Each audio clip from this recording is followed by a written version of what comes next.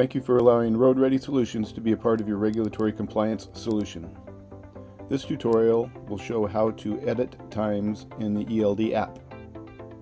To edit times, tap on the E button on the top right of any of the duty status boxes in the app. We'll tap E here for edit, and then simply drag and drop the arrows or enter start and end times that you want edited.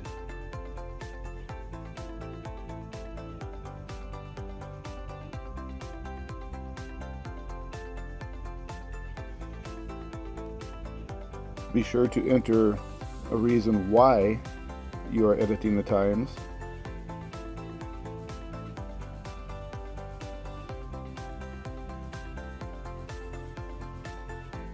Because the inspector will want to know why you edited the times.